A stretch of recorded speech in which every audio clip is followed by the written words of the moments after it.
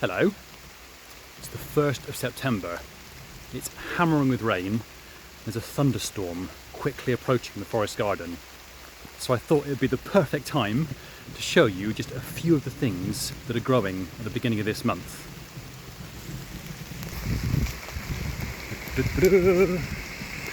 Yes, you've guessed it.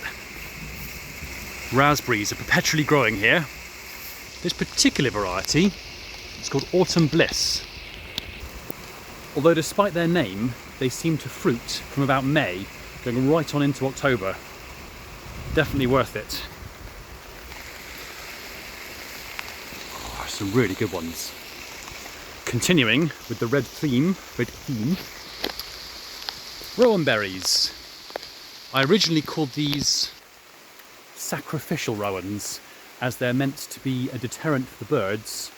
I mean, a distraction for the birds. So the birds eat these whilst leaving alone the raspberries. It hasn't quite worked, but they're a good fruit in their own right, being very good for jams, jellies, I suppose rowan wine, although I've never tried it.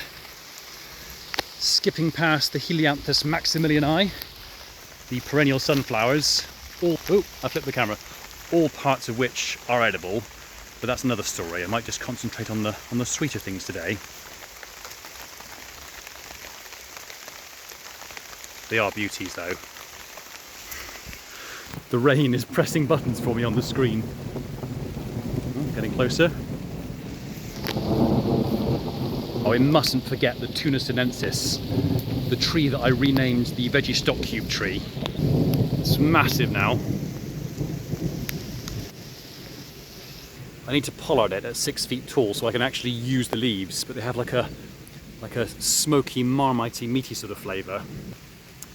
I use them a lot in stir fries and stews and soups just to give that umami taste.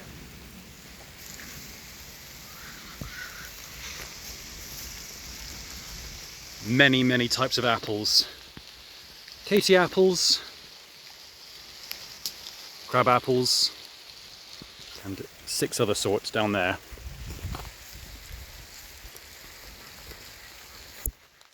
Szechuan pepper. I've talked about this a lot. I do prefer using black pepper, but these beautiful red peppercorns are more about the sweet than the heat. And they are nearly ready to pluck off and put into the grinder. The geese will be on the menu if they don't start doing some work soon and mowing the grass. To be fair to them, they have done about half the garden. They just don't seem to want to wander beyond a certain area, which I don't really mind. Hello duckies. They're nearly old enough to lay their first eggs. They hatched in May, as did the chickens. Here comes the very brave cockerel. I don't think he's going to lay any eggs. Getting soaked now. Do you know, I've walked past so many things. I've got to run back and show you the green grapes. White seedless grapes.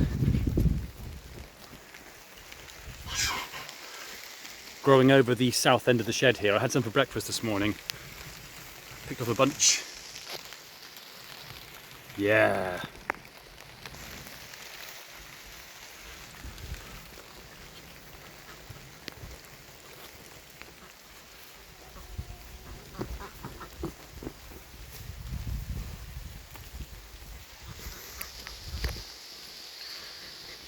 There were many perennial vegetables growing below grass height. However, I've let the grass swallow them all up, and there are only a few kinds left now. This red grapevine is growing all behind the sheds here, right over the duck and chicken enclosure. Cluckingham Palace, Duckingham Palace. But look at these beauties. The birds haven't noticed them yet. It's only a matter of time.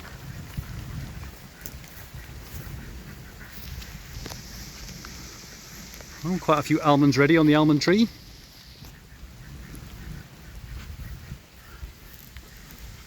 I think it's quite a good kiwi year as well.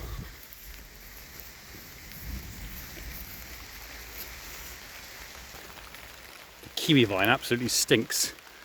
It smells like something's rotting, but the fruits are pretty good. Ooh, hairy.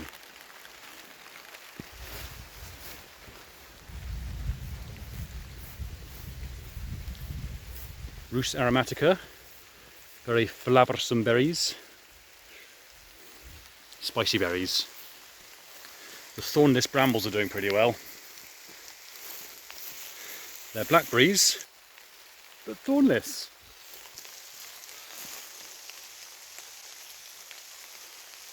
Oh, now that it's September, I'm just itching to make a crumble.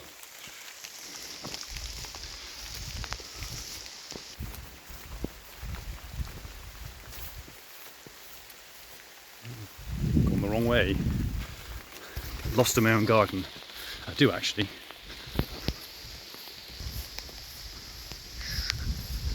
Where are we going?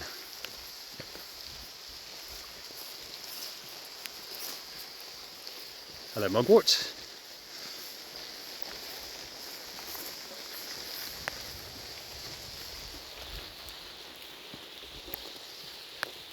Chinese brambles.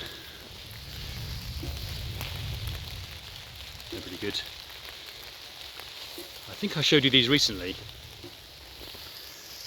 There was a little vine sticking out the ground for about 7 years. I nearly gave up on it, then within a year, poof. My friend Sam came around this morning to help feed the bees in the worry hive just here. It seems like a different time now. It was quite a warm morning.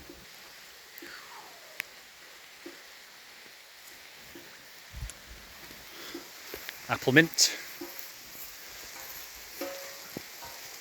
Elderberries. Oh, I was hoping to make some syrup from these, but it looks like the wood pigeons have got there first.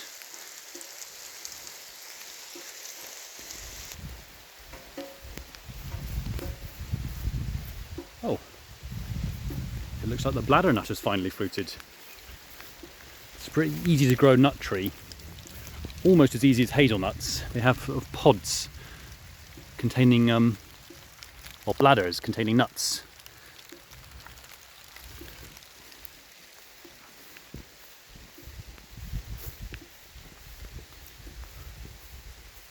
Oh, did you see that flash of lightning? The hazelnut grove. Loads of hazelnuts. Well, I have seen squirrels scurrying to and fro here. Where are the hazelnuts? I think the squirrels have got them all.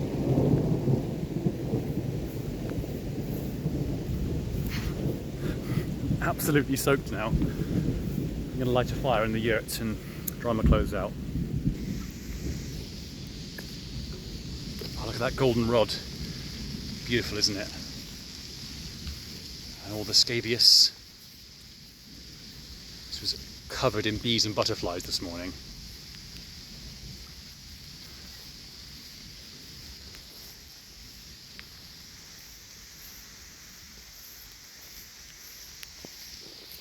Scabious!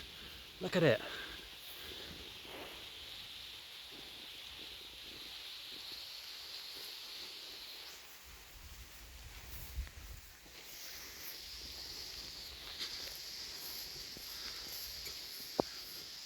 Not forgetting our favourite tree collard, tree kale.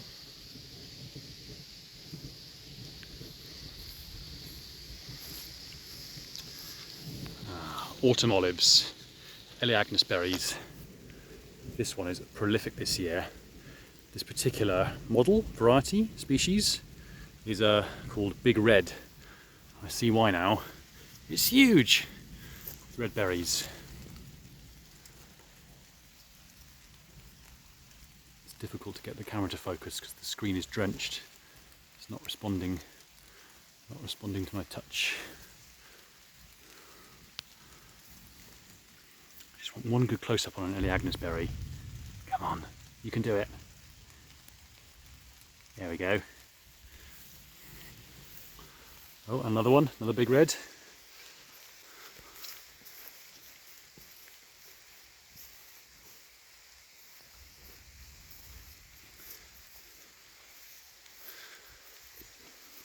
more appley goodness. Well, hello bog myrtle, you're a good spice bush too, but yeah.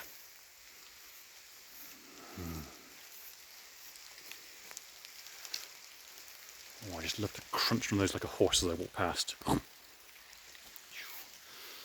Sorry if this is making you dizzy, it's a bit of a whistle-stop tour again.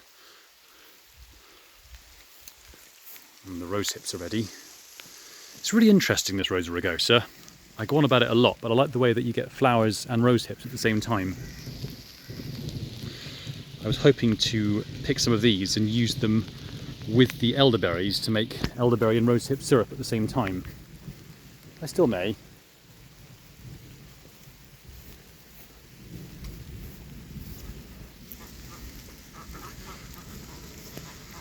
That's my new water tower up there. I was relying on the 12-volt pump too much, so I put my rainwater harvesting tank up there to give a bit of extra pressure. It's the highest point on site. And now water comes blasting out the taps and I have very powerful showers, which I love. I ought to have done that years ago, but I'll make another video about that, about how that works. We're back to the beginning, but I feel I've missed out a lot. We haven't even done the south end of the garden yet. There are all kinds of treasures here. Hidden, overgrown treasures.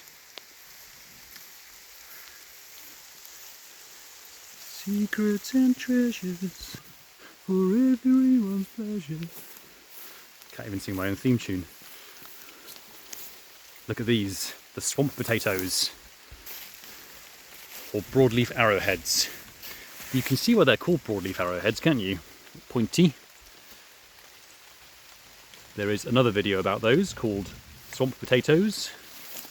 They're growing in a bathtub just there. The rhubarb's looking a bit sorry for itself. It would normally be rhubarb season, but I let it get overgrown with nettles earlier this year. And although I do encourage some nettles to harbour the ladybirds that come out to eat the aphids on the rhubarb, it was a bit too much. I got shaded out.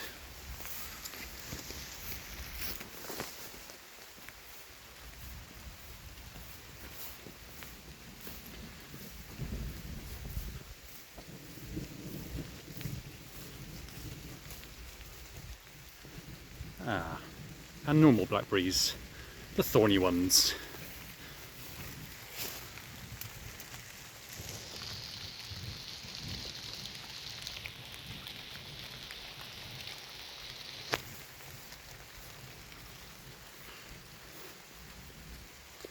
There you go.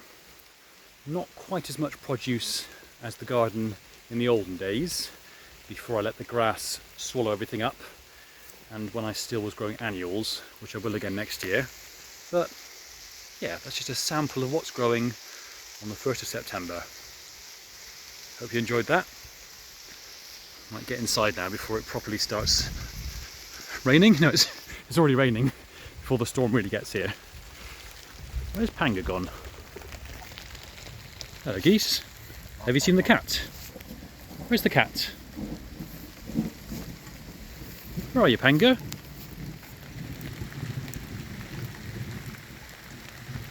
Well, she often suns herself up here, but it's not sunny, is it?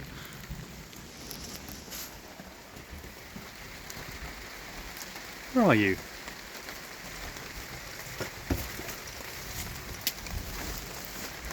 Oh, hello. Hello.